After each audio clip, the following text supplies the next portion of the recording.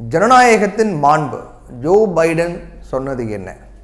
நம்முடைய நாட்டில் பதவி பெருசு கிடையாது அப்படின்னு எல்லாரும் வீரவசனம் பேசுவாங்க. ஆனால் பதவி அப்படின்னு வரும்போது அது தனக்கோ அல்லது தங்களை சேர்ந்தவங்களுக்கோ தான் கிடைக்கணும் அப்படிங்கிறதுல ரொம்ப குறியாக இருப்பாங்க. நம்முடைய ஜனநாயகம் விலை பேசப்படும் ஜனநாயகமாக மாறிவிட்டது தான் அதுக்கு காரணம். ஆனால் ஜனநாயகத்தினுடைய உயர்ந்த மாண்பு அப்படிங்கிறது மக்கள் கருத்துக்கு தான் முதல் முன்னுரிமை என்பதை புரிந்து கொண்டு செயலாற்றி சிறந்த முன்னுதாரணமாக திகழ்பவர்கள் மேலை நாட்டு அரசியல்வாதிகள். அந்த வகையில் இப்போது ஜோ பைடன் மிக சிறந்த முன்னுதாரணத்தை ஏற்படுத்தியிருக்காரு. அவர் பதவி விலகிய போது ஆற்றியிருக்கக்கூடிய உரை ஜனநாயக நாடுகளை சேர்ந்த மக்கள் எல்லாருக்குமே சிறந்த அறிவுரையாகவே இருக்கு. அது என்ன அவர் அந்த உரையில் என்ன சொல்லியிருக்கு அப்படிங்கிறத பற்றி நம்ம பார்த்தோன்னா, இளைய தலைமுறைக்கு வாய்ப்பு கொடுப்பதே சிறந்த வழி அப்படின்னு நான் முடிவு பண்ணியிருக்கேன். நம்முடைய தேசத்தை ஒன்றிணைக்க அதுவே சரியான வழி. இப்போது ஜனநாயகத்திற்கு மீண்டும் அச்சுறுத்தல் ஏற்பட்டிருக்கு. ஜனநாயகத்தை பாதுகாக்கவே அதிபர் ரேஸில் இருந்து விலகி இருக்கேன். நான் இந்த பதவியை மதிக்கிறேன், ஆனால் நான் என்னுடைய நாட்டை அதைவிட அதிகம் நேசிக்கிறேன். உங்களுடைய அதிபராக பணியாற்ற எனக்கு வாய்ப்பு கிடைத்தது எனக்கு மிகப்பெரிய கௌரவம். ஆனால் ஜனநாயகத்தை பாதுகாப்பது என்பது என்னுடைய பதவியை விட முக்கியமானது அப்படின்னு ரொம்ப சூப்பராக பேசியிருக்காரு ஜோ பைடன். அவர் இன்னும் தொடர்ந்து பேசும்போது என்ன சொன்னார் தெரியுமா?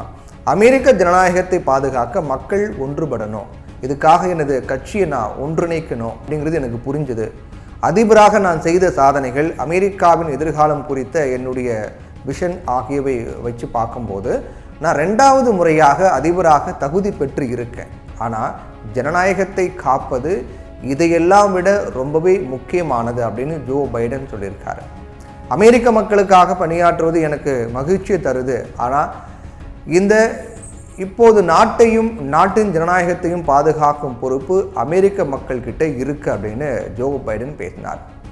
அதிபர் ரேஸ்ல இருந்து 81 வயதான பைடன் விலகி இருக்கக்கூடிய நிலையில் அவருக்கு பதிலாக இப்போது துணை அதிபராக இருக்கக்கூடிய கமலா ஹாரிஸ் அதிபர் ரேஸில் களமிறங்கலாம் அப்படின்னு சொல்லப்பட்டு அதுக்கான அதிகாரப்பூர்வ அறிவிப்பு மாநாட்டில் அறிவிக்கப்படும். கமலா ஹாரிஸ் பற்றி பேசிய அவர், கமலா ஹாரிஸ் அனுபவம் கொண்டவங்க, திறமையானவங்க, துணை அதிபராக அவரது செயல்பாடுகள் நிஜமாகவே பாராட்டத்தக்கது அப்படின்னு ஜோ பைடன் பேசினார். இப்போ அமெரிக்காவை வழிநடத்த அவரை தேர்வு செய்ய வாய்ப்பு கிடைச்சிருக்கிறது. பொது வாழ்க்கையில் நீண்ட அனுபவத்திற்கு எப்படி ஒரு முக்கியத்துவம் இருக்கிறதோ அதே போல புதியவர்களுக்கும் முக்கியத்துவம் கொடுக்கப்படணும். இந்த ஆண்டு நடக்கக்கூடிய அதிபர் தேர்தல் அப்படிங்கிறது வரலாற்றில் அரிய தருணங்களில் ஒன்று. இப்போ நாம் எடுக்கக்கூடிய முடிவு தான் அடுத்த பல ஆண்டுகளுக்கு அமெரிக்கா மற்றும் உலகின் தலைவிதியை தீர்மானிக்குது. இந்த தேர்தல் அப்படிங்கிறது நம்பிக்கைக்கும் வெறுப்புக்கும் இடையே, ஒற்றுமை மற்றும் பிரிவினைக்கு இடையே நடக்கக்கூடிய தேர்தல். அமெரிக்க மக்கள் சரியான விஷயத்தை தேர்வு செய்யணும்.